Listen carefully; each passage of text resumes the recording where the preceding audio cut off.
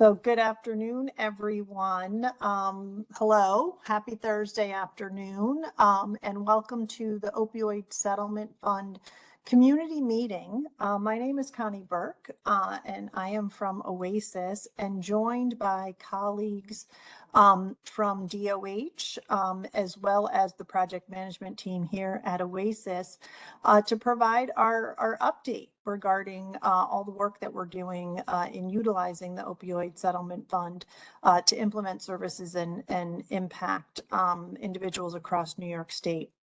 So welcome, thank you for being here. David Holgrave is joining from DOH, and we look forward to hearing from him a little bit later. He's joined by Shay Gonzalez, another colleague from DOH, and of course, Celine and Lucia here to support this entire team. So we do have a PowerPoint to get us started. So I'm going to ask the team to go ahead and put that up on the screen. As we go right back to the beginning and go into presentation mode, again, welcoming everybody to our quarterly Opioid Settlement Fund meeting. And so we intentionally, quite a while ago, had established this regular opportunity for the community, for folks across New York State to join and hear us talk about the work that we're doing. So this is a community-wide meeting, and it's always great to see that folks are joining to hear about the good work that we're doing. Next slide, please. As a reminder, we are recording the meeting today, and once we get through our updates from both OASAS and DOH, we will have opportunity for folks to post questions in the chat. So get your fingers warmed up to be able to type those out and populate the chat with questions in just a little bit. As a reminder too, as I said, these are quarterly meetings. It's a chance for us to check in and provide updates on the opioid settlement. We do record these meetings. They are available on our webpage. So if you are interested in listening to maybe you missed one last year and you want to just check in, know that you have the recordings to go back to listen. And I've already kind of jumped, we've taken care of introductions. Want to go ahead and do a quick Opioid Settlement Fund refresh. And then again, we'll have updates from OASAS and then DOH along with our Q&A time. So the Opioid Settlement Fund refresh. As a reminder, New York State, along with other states across the nation, were included in part of settlement agreements that were made with various pharmaceutical companies to address the harms done through prescription opioids. And in New York State, in particular, legislation established what we refer to as the Opioid Settlement Fund. So there are the larger group of opioid settlements. Know that those are dollars coming into New York State under the various settlement agreements. And then because of the legislation in New York State, we have actually established what is the Opioid Settlement Fund. And those are dollars that are part of or come from the settlement agreements that flow through OASAS and are shared with DOH and initiatives and programming shared with the OMH system as well. And those dollars are used in two, or they're made available in two different ways, I should say. So with the Opioid Settlement Fund, there are the dollars that are made available through the state, where we issue procurements and we have contracts with providers to deliver services. There's also the regional abatement portion of the Opioid Settlement Fund. And those are dollars that were specifically made available to regions throughout the state. And we further, OASAS, manage those dollars and by formula distribute them directly to county LGUs to use on a local level. All of this information that I just provided you and so much more is available on the OASAS webpage, where we have our opioid settlement page that explains what I was just talking about. But in addition to that, we also have our OSF tracker, which lists all the initiatives that we have funded, with information on awardees, links to press releases. You can also link to the actual procurement opportunities that were posted, so you can understand what is the scope of the service delivery we were seeking to fund. There's also a section on our advisory board. The Opioid Settlement Fund Advisory Board, also established through statute, is an entity that meets regularly throughout the year to provide recommendations to the state in terms of how we should be utilizing the Opioid Settlement Fund. There are other resources and data available on the site. I strongly encourage folks to go to it. There is is that a QR code? The QR code in the left-hand side there that you can actually just take a picture of to link to. You can also find information by going to the by going to the OASAS webpage and then following along through the funding tab. So, lots of information. Hope that you access this and also explore the additional resources that also include some of the OSF at Work media efforts that we have done. So actually talking to providers and individuals who have had opportunity to deliver services or receive services that are funded through the Opioid Settlement Fund. Okay, I'm going to stop there because I'll keep going. So next slide, please. All right, so regional abatement. I just explained that the Opioid Settlement Fund, the dollars are actually kind of in two categories, regional abatement being one of them. Great news to announce that we did award the regional abatement portion of the OSF for fiscal year 26. So those award letters went out to LGUs. I believe they went out at the beginning of this week. So that's very fresh news, fresh release there. And then the dollars will actually flow in October, which is only, a week away at this point, if we can all believe it. Know that we do meet on a monthly basis to talk with the LGUs and the other litigating entities that are included as part of the regional abatement. So just as a reminder, those dollars go to the LGUs, as I said, but there are also amounts that are specific to the 5 large cities and other litigating entities as they were part of the settlement agreements. And so those monthly meetings that we have are a chance for us to kind of discuss the sharing of information, the availability of dollars, use of funds, and assorted topics around regional abatement. Those meetings are recorded. They're available online. So I again invite you, if you're interested in listening in on those conversations. And know that too, as part of the regional abatement effort, OASAS did utilize OSF funding to partner with New York University as our partner in our academic government partnership to evaluate and better understand the use of the regional abatement dollars. So know that there will be more information coming as that work unfolds. And you can turn to our webpage to learn more as information becomes available. And I just want to comment, I'm appreciating Celine Nig is posting in the chat as we go through the presentation. She's posting the links that you can utilize to access the different information resources that I'm mentioning. So if something in particular is of interest, check out the chat because you can copy and paste the link that Celine is providing. Next slide. So in terms of the regional abatement, I just said that we had issued the dollars for the fiscal year 26. You see that listed in the column on the right-hand side. You see that $19.4 million has been made available in this fiscal year through regional abatement. And as you see the information presented on the screen, know that you can go again to the OASAS webpage and you can see this information on regional abatement, not only based on fiscal year, but you can also see the amounts that are allocated to each of the LGUs. So it's organized by region and then counties within region. So appreciate the effort that and the collaboration. I have to say that the collaboration with the LGUs and the other entities in working together to utilize these funds, make them available, collect reporting.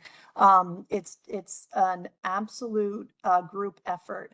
And thanks, Julie. An LGU is a local government unit. And so this is how we refer to our partners at the county level. So they are the folks who are responsible for managing behavioral health services within their county.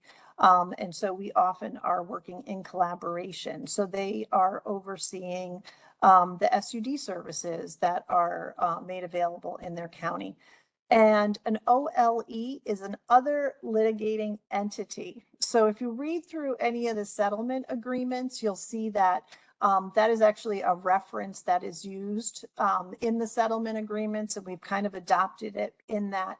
The other litigating entities can include the 5 large cities in New York. It could also include cities, smaller cities, towns, and villages who are named within the settlement agreements. So that's a quick reference for us for all the others who are named and receive funding. Next slide. All right, so in terms of updates since we last got together, in terms of the work OASAS has done, know that within the opioid settlement fund, and I had mentioned the board earlier. So in making recommendations, the board has actually established 10 categories for the first couple of years of the opioid settlement fund. And we use those as kind of our guideposts. So harm reduction, treatment, and investments across the continuum are 3 of those. And you'll see that under each area, what work we've done or what initiatives we've implemented under that category. So most recently we did, so actually I'm going to hold my comment and say we'll provide updates on these. I forgot, we've got more to show you later. Go ahead and next slide. Oh, we have for the thanks, we'll go to the next slide. We have the priority populations area where you see we provided outreach and engagement, both clinic and street initiatives, our connections to care, and then medication for OUD and jails effort. Under housing, we have our transitional safety units and recovery residences. And then for the recovery category, we have made funds available to our recovery community and outreach centers, which we'll talk about in a moment. Next slide.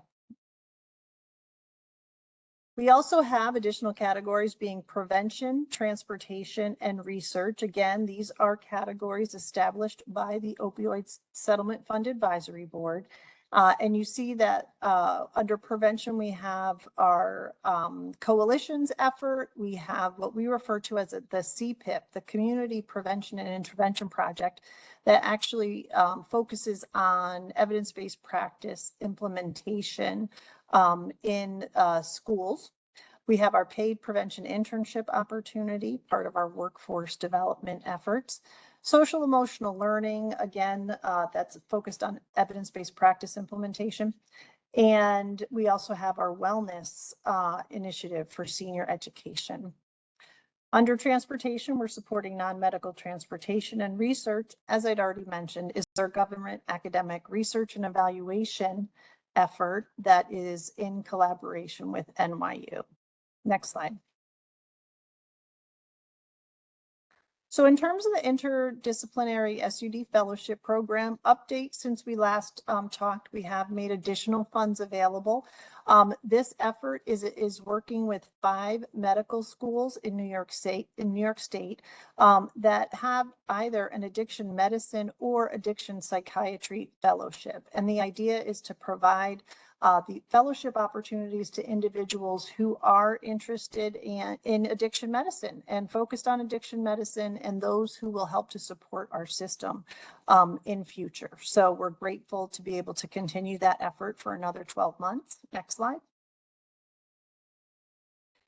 Next, we have medication for OUD in jails, and we do specify methadone here. So know that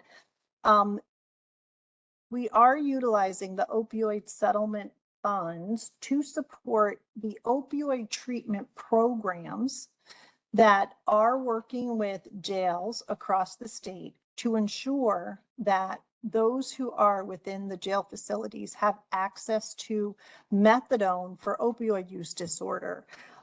Know that these dollars are really in combination and part of a larger effort on the part of OASAS to ensure and support jails in making substance use disorder services available to the individuals within these facilities, and in supporting legislation whereby medication for OUD, all 3 FDA approved medications for OUD, must be available to individuals who are residing in the carceral setting. These dollars in particular are going to OTPs, as I said, who are collaborating with jails, and know that this is above and beyond the work that they were already doing. So that's another important thing to keep in mind, is that there are so many efforts that OASAS was already engaged in or supporting, and where there is opportunity to add to or enhance the work, often this is what we see with the opioid settlement funds. Next slide. Recovery community and outreach centers are another area where OASAS has been able to utilize opioid settlement funds to expand the services and the reach of our recovery community centers, so our recovery centers. So we have added funding to support them. This is enhanced funding to support them through 2028. And you'll see that we have invested over multiple OSF funding years, dollars to support the recovery centers. Next slide. And then we have our community prevention coalitions, the fentanyl, opioid, and prescription coalitions, or 4X as we refer to them. So these are coalitions that use a comprehensive prevention approach to reduce opioid and overdose and deaths. And it's a community effort, and we are happy to be able to fund the work that is ongoing through 2028. And this is a great example of where OASAS was funding and supporting this work, and where funds ran out, we were able to utilize OSF to continue the effort that was underway. Next slide. Next is CPIP, and the Community Prevention and Intervention Project is all about expanding evidence-based practices and primary prevention services in underserved regions within the state. So currently this effort is serving 22 counties. Again, this is something that was started under another funding stream, dollars expired, and we were able to utilize OSF to continue this work for another 18 months. Next slide. The paid prevention internship opportunity is another recently funded effort, recently OSF funded effort, I should say, because again, this is another area where OASAS was supporting paid prevention internships through another funding stream. Those dollars expired, and we were able to utilize OSF to continue this work. And with regard to the paid prevention internships and the other workforce efforts that are underway, thanks to, or I should say continue, thanks to the opioid settlement fund. These dollars really are making an impact, and the idea being that if you provide internship opportunities and scholarship opportunities to individuals who are already working in our system or who are interested in becoming part of our workforce, that by providing these opportunities, you really encourage, and you also give opportunity to gain experience working in our continuum. So these are really significant efforts, and we expect to see that they will have a positive impact on our workforce going forward. Next slide. Social emotional learning is actually, again, a prevention effort.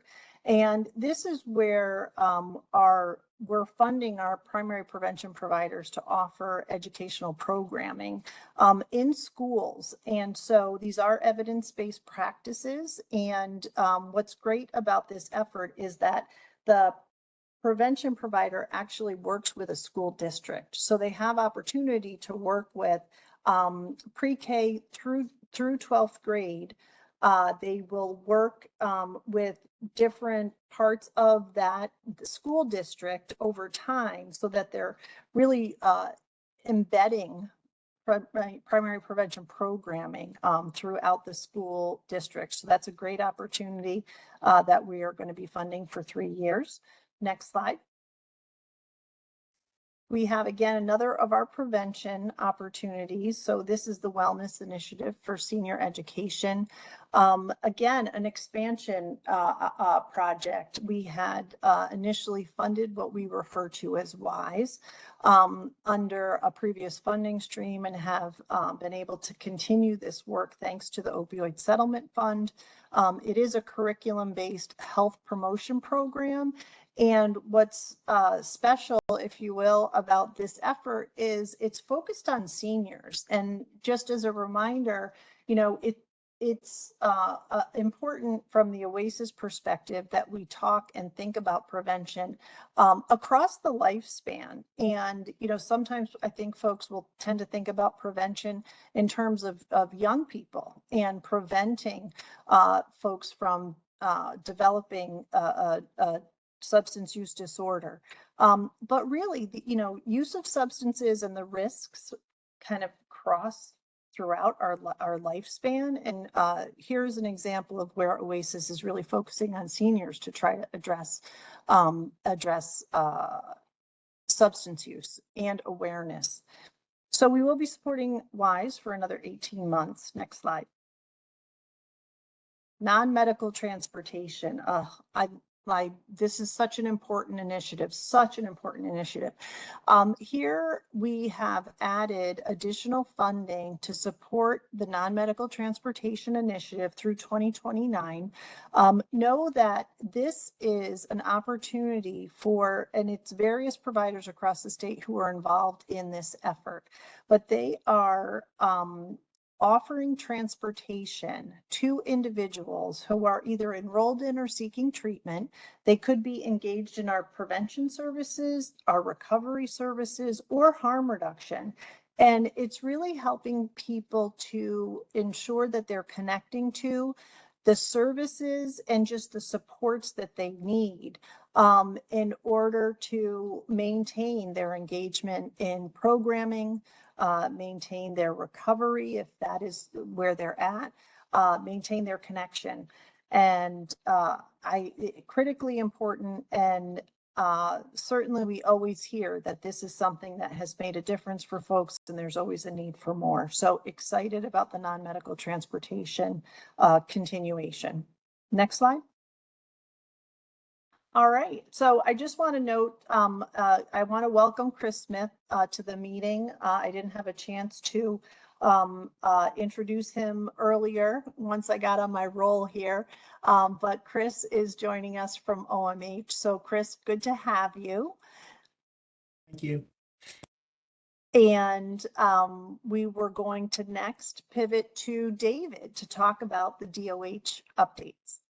Great. Thank you very much, Connie, and good afternoon to everyone. And as you said at the outset, I'm joined by my colleague, Shay Gonzalez. Shay, thanks for participating. And also the Director of the Office of Drug User Health, Alan Clear, is joined quickly by phone from another location. So thanks to Alan for joining as well. I won't take too long, just wanted to highlight a couple of quick things, and I'm going to put one URL in the chat here. There we go. So I just wanted to say that the sort of official tracker, if you will, for the opioid settlement funds, of course, is on the OASAS website, and it's an incredibly important resource to be able to go to. The URL that I put in the chat now. It augments a little bit more information about some of the DOH projects. So if you want to get the sort of official word, definitely go to the OASIS website and to that tracker. So important. And if you want to do a little bit deeper dive into some of the awardees and so on and some of the services being provided, this might also be another useful resource. And I'll just mention three things on there. The first two are ones that I think mostly people who are participating in this call already are aware of. For instance, we have 13 contracts to do work for priority populations for persons who use drugs. And this is really focused on harm reduction related services, social determinants of health related services, referrals, and really serves a number of communities, communities of color, justice involved populations, houseless or unstably housed persons, LGBTQI plus communities, older adults, and pregnant and parenting people, and a wide variety of services for these communities are included. So I just that a little bit more information is given about that initiative on the website for priority populations. Also ongoing, and just a reminder for our group today, I wanted to mention the work of drug user health hubs and syringe service programs. This also is summarized a little bit more on the site. So there's 25 community-based organizations that provide syringe service programs.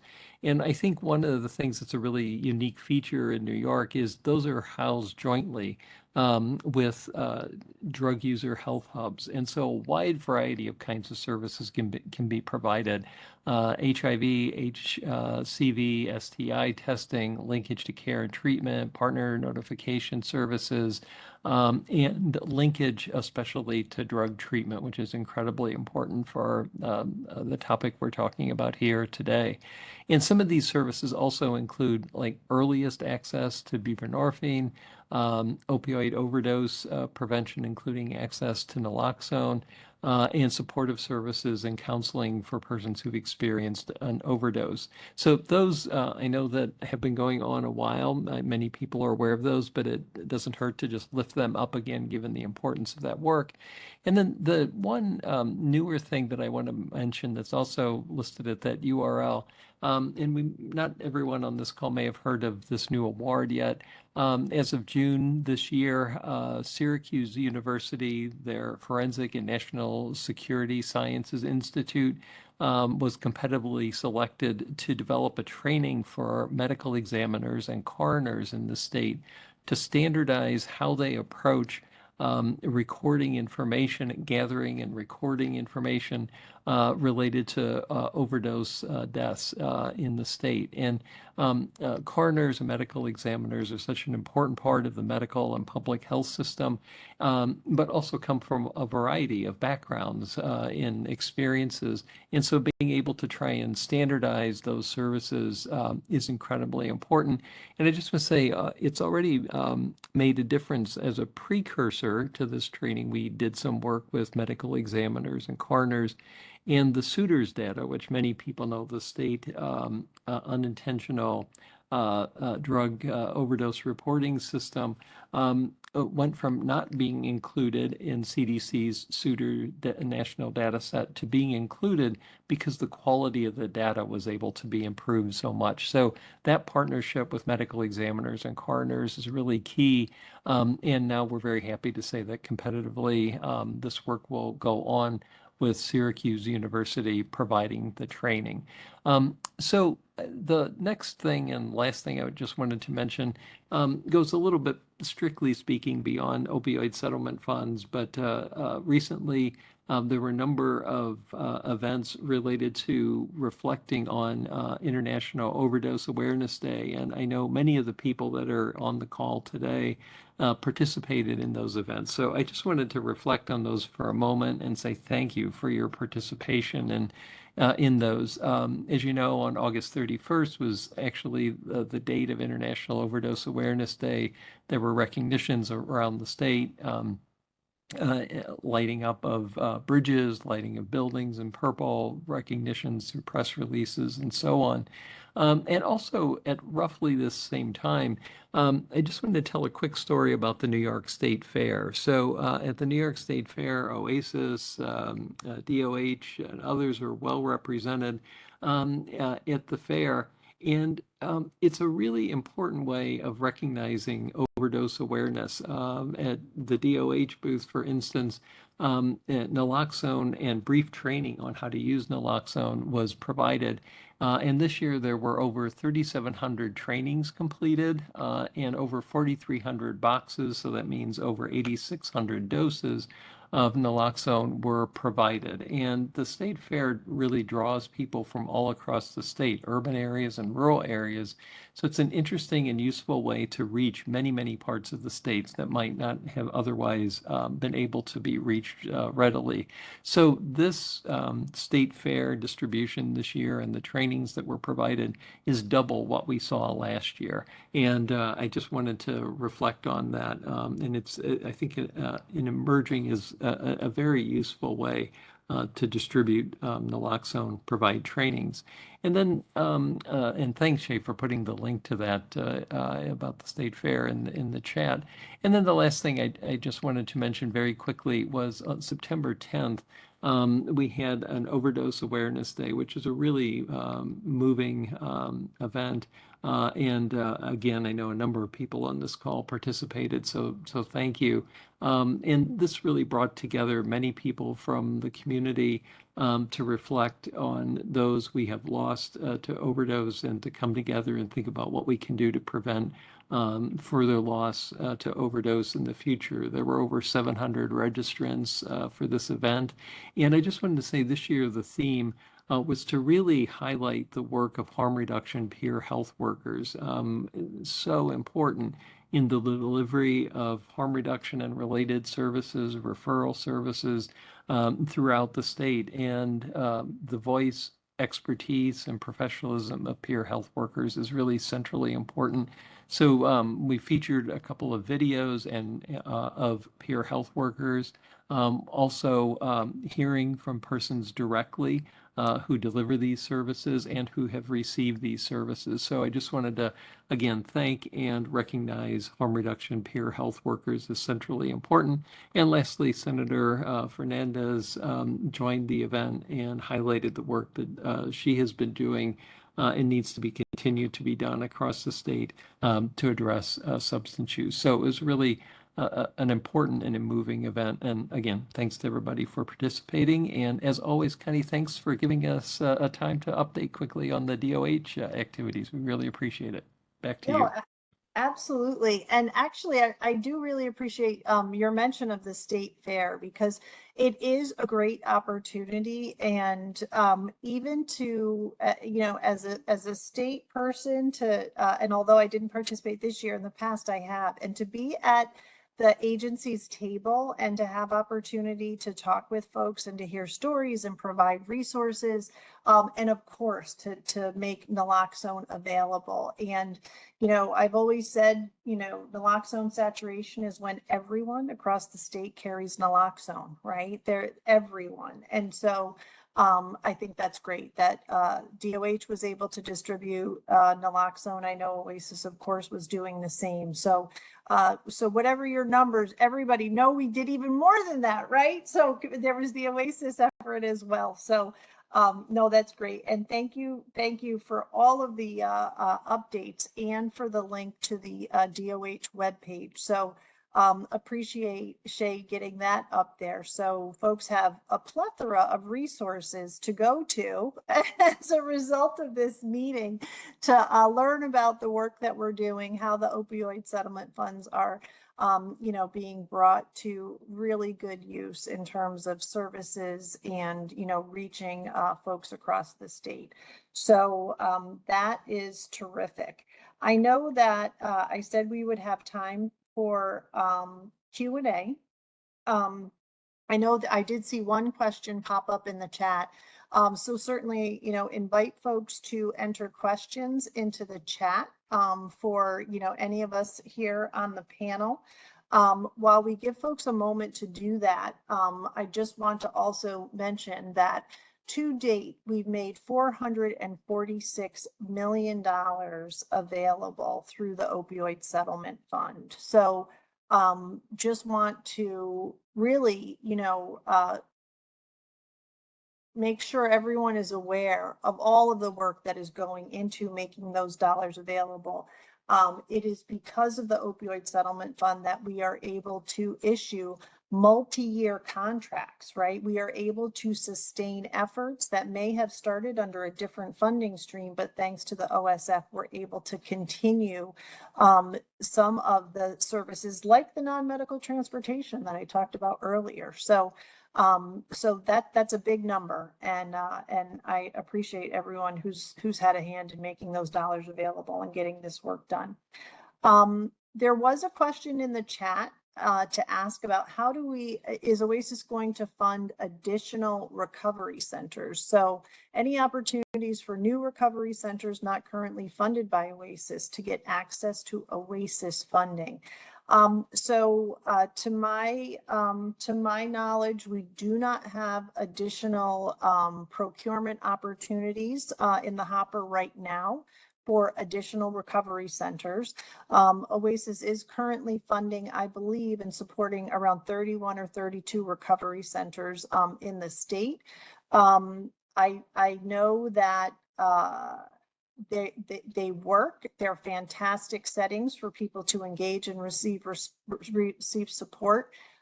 If there is anyone out there who is interested in pursuing funding, I encourage you to reach out to your local OASAS regional office to make yourself known and to talk with them. They're usually our first stop or a provider or an entity's first stop in pursuing funding through OASAS. So I encourage you to do that. I don't see any other questions in the chat, but I will ask Celine if you could please, because I might not be seeing all of the chat. So any questions, Celine? I don't see any additional questions right now. All right. Well, why don't we just give it a moment and see if anyone comes up with anything. A reminder, we are doing this quarterly. So please know that you can join us again in 3 months, and maybe have a chance to go over the OASAS and DOH websites, right? To understand and see all that we've been doing and come back with questions. There is a question that came in terms of who do you reach out to in New York City? And so if this is with reference to the recovery center question and the OASAS regional office, I will suggest that you reach out to Zoraida Diaz, and we can certainly provide you with her contact information, and she would be a place to start for folks who are in New York City. Any other questions? And I will just add kind of quickly too, if the question involves DOH as well too, Shay does amazing work in New York City, and it's a great contact there as well. I don't know, Shay, if you want to say anything, and is it okay if people contact you if they have further questions about the city? Oh, you're on mute, Shay. Double mute always. Yes, anybody can feel free to contact me. I'll put my email in the chat. I also work within the Office of Drug User Health with the post overdose response team and wear multiple hats here. So if I can find the answer, I will find the answer. If not, I can find somebody who has the answer. So feel free That's great. Thanks, Shay. anytime. All right, I don't see any other questions. I'm going to confirm, Celine, that you are not seeing any other questions come up in the chat. Okay, I can see a thumbs up there. So as always, thank you to David and Shay and Chris for joining the OSF quarterly community meeting. Hopefully people did a lot of copying and pasting of the information and the links that we posted in the chat. And know that you can always go to the OASAS or DOH site and search on the OSF and you will find our information.